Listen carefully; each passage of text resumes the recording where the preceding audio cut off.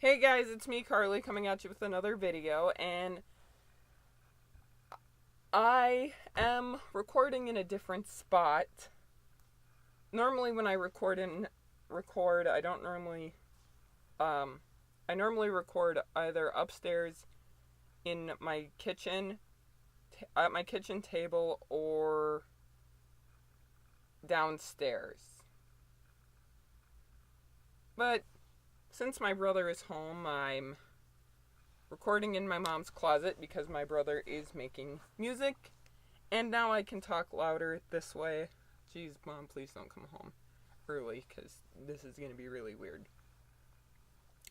But anyways, I am dedicating this video, this is like the third video I've dedicated to him, to my friend Chris Jones here on YouTube, or otherwise known as the Wicked Merman.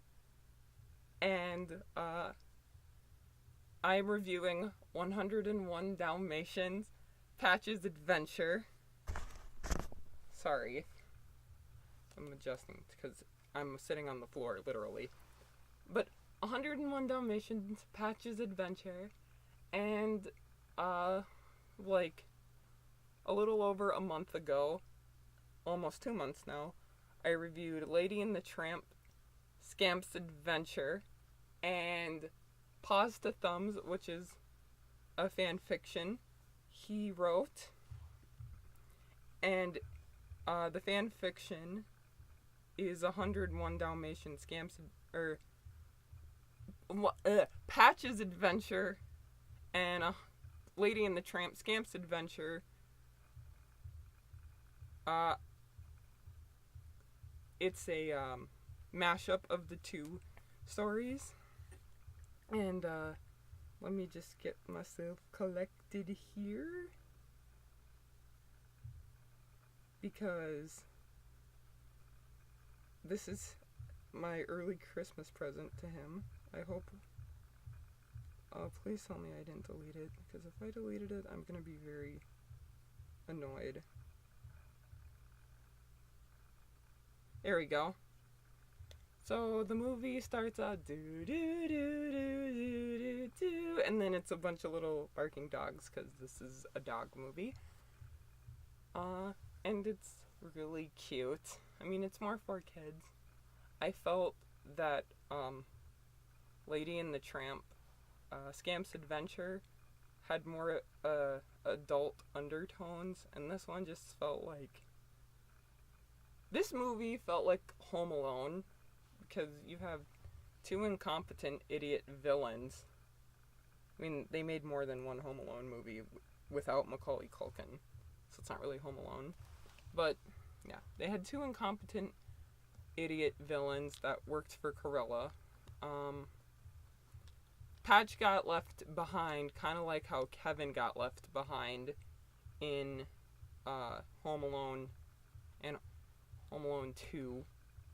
Well, he got left in New York in the second movie, and the second Home Alone movie is kind of just redundant bullshit and unrealistic, but it's a movie and stuff's gotta happen. So I think Pongo sounded a lot like Professor Snape because of Alan Rickman, but Alan Rickman is not the voice of Pongo. So I think if I remember, I'm gonna look it up again quick.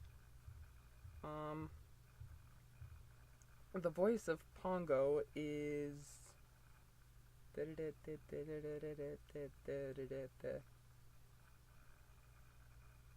Samuel West, and he really does sound a lot like Alan Rickman, aka Snape, and the caterpillar in the Wonderland movie and the Alice in Wonderland live action movie. A few questions I have about this movie is, how do you have like 101 dogs and you don't have like a maintenance crew to pick up after them after they take a poop? Because how are you gonna have that many dogs? And there's, like, you would have to hire a maid to, have, ugh, if you had that many dogs. And also, I don't know about the rules in London, but I feel like, and maybe I'm wrong, but I think if you have more than 5 dogs, you at least have to get a license for them, because who's gonna keep track of that? Who's gonna keep track of them? I mean, it's already hard enough keeping track of, 1 or 2 dogs, but trying to keep track of 100 of them, and, like, the fact that none of them accidentally got run over, or none of them accidentally died, that's pretty responsible, and you're gonna need to be, you would need more people than just 3 taking care of those puppies, or whatever. I'm saying a lot, sorry. Patch is so freaking cute, and his little accent, oh, it's so adorable, and him fanboying over Thunderbolt was so adorable. But of course, it seems like when you meet your idols, they're always, like, larger than life, egotistical douchebags. So yeah, Thunderbolt kind of struck me as a douchebag because he lied to Patch for a while. I feel bad that Patch's siblings made fun of him for his little squeaky bark. But he's a little puppy, okay? And he's brave, and he loves adventure. Well, because it's called Patch's London Adventure. And he's just so cute, and they're all so precious. So Cruella de Vil, whose name literally means cruel devil, is a sadistic biatch, but, I mean, she's supposed to be sadistic. This is a woman who goes out of her way to murder endangered animals for the sake of fashion. And she's very unethical and immoral. And by the way, the artist guy, he kind of reminds me of, like, Adam Driver, who looks like a nicer version of Snape, just because of the black hair and the black thing, or the black outfit he wears. Nanny looks like, I'm wondering, does Fairy Godmother and, like, Nanny have the same artist or something? Because they look a lot alike. And Nanny also looks like, the red fairy from Sleeping Beauty. I can't remember her name. Of course, so Cruella escapes from the insane asylum or whatever, and she's on probation, and part of her probation is that she can't buy any fur. Yeah, really weird probation rules, but then again, this is Cruella, who wants to kill 100 puppies to make a coat out of them, so that's a pretty fair rule. And also, what the hell is in her cigarette that she's smoking green? Like, why is her cigarette... Like, why is green smoke coming out? I mean, I know it's a cartoon, and in Disney, whenever there is green smoke around a character, that makes them evil, because that's just the rules of Disney. That's, like, seriously a thing. Look it up. Sorry for the pauses. I'm reading off my phone because I took notes while watching the movie. Cruella being, it doesn't really take much to make Cruella happy, because, well, and it doesn't take much to piss her off either. She's kind of a up and down psycho. She's a psychotic character. I mean, she sees a white painting with a black dot on it and sees a bunch of those and is making this poor artist work to the bone just so she's pleased, and she's still not pleased. And then she tries to kidnap she does kidnap the pups again, but she gets her two idiot henchmen to do it, who aren't that, well, I guess they're not that incompetent because they did draw out the puppies, but it's just like they escaped. Like, how do that many puppies escape under two guys? Well, they were sleeping, and they are not the brightest bulb. Also, Perdita and Pongo are so cute as a couple. They're such a cute couple. Like, they're so freaking adorable. I'm so glad they got married and had pups. Yeah. Pups. Also, like in The Lady and the Tramp, Scamp's adventure movie, Kathy Sosi, I don't know how you say her last name. The woman who voiced the Scamp's sisters is also a voice in this movie, and so is Jodie Benson, and Jodie Benson voiced Lady. Anita, who's Anita again? Is Anita the wife to Roger? Because Roger and Anita are an adorable couple. I didn't really get to see much of them. Well, because this movie was centered around Patch, because his name's in the title. Let's see. Yeah, like I said earlier, this movie gave me major Home Alone vibes. And also, come to think of it, it reminded me of Jingle All the Way in the sense that everyone loves Turbo Man and everyone loves every character, but the one character that's hated for no reason is Booster, which is a pink furry thing, and Lightning was kind of like that. I just realized I watch a show called Black Lightning, and there's a character / superhero named Thunder, and another superhero named Lightning. And also, Thunderbolt acted like the dog named Bolt from the movie Bolt, where Miley Cyrus is Penny in that movie. So there's like a lot of double names. So I thought that was pretty funny.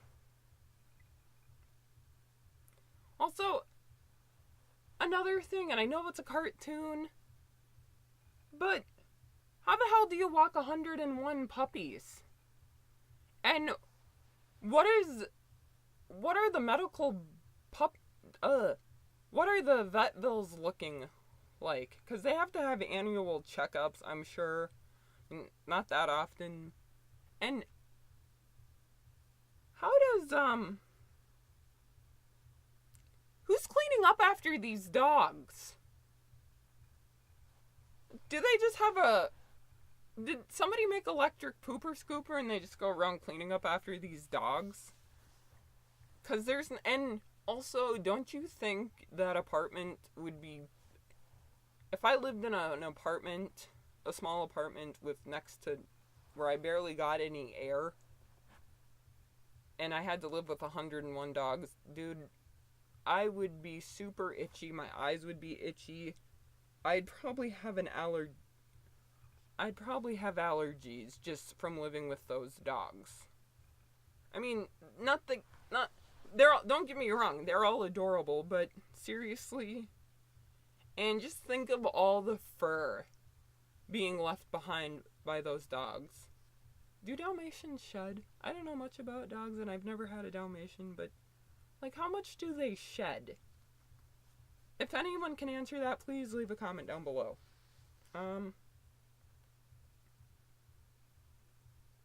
Let's see.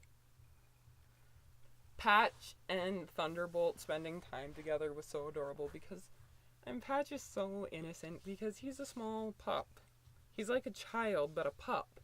And he just looks up to Thunderbolt, and Thunderbolt is kind of a douchebag because he's egotistical.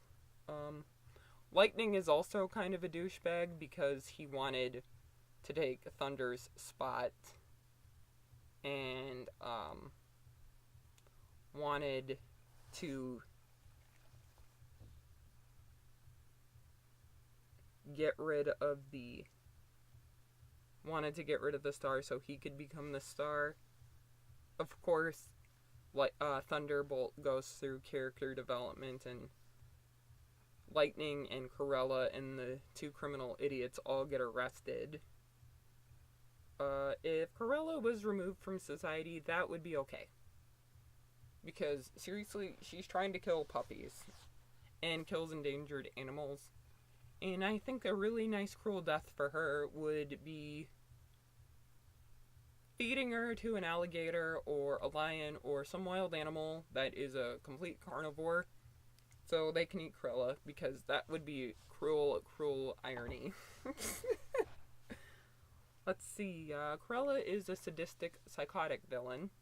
I mean, she hit a dog in the head with a frickin' paint can. Well, I mean, it didn't make a noise, but this is the same woman, like I said before, who wants to make a coat out of cute little puppies. Like, look at them, they're so cute. And I don't even have one, but I'm pretending to hold one because they're just so cute. Also, thank God this movie is a cartoon, because how dogs driving a double-decker bus and none of them get, fall out when they're going down the hill, or none of them, and they can manage to work the pedals on the double-decker bus.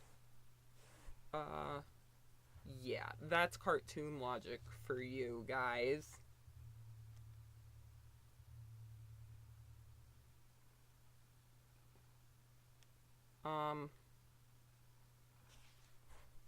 Also cartoon logic is that thankfully Lightning, when he's on the front of the bus, didn't die or get flattened because Patch pulled the brake in time, because a dog would know to do that.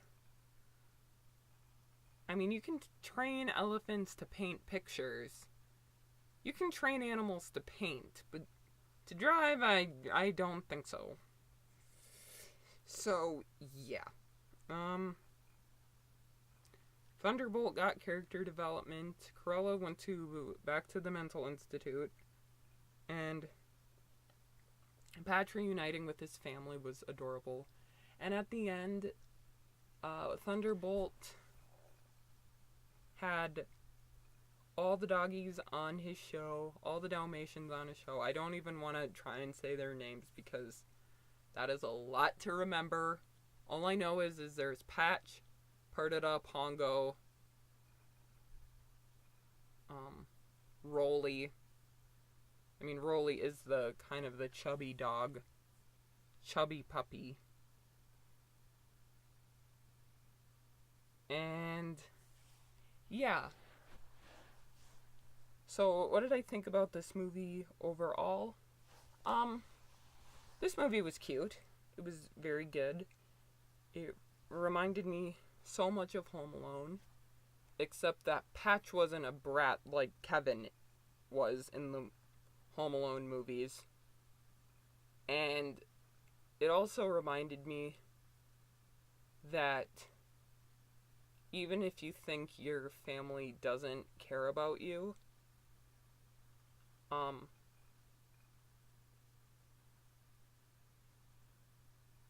your family, it does care about you, and that even if it doesn't seem like it, parents do love you equally, but they love you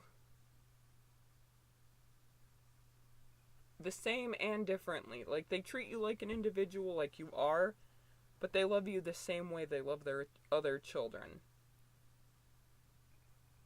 But I will have to say, if I'm comparing it to Lady and the Tramp, Scamp's Adventure, and 101 Dalmatians, Patch's London Adventure, I have to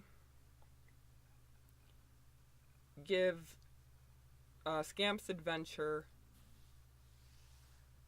I have to say I like that movie a little bit better just because of the adult themes and the representation on adoption and feeling abandoned.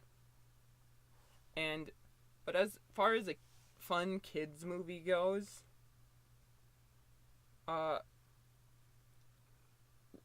Patch's London Adventure wins just because of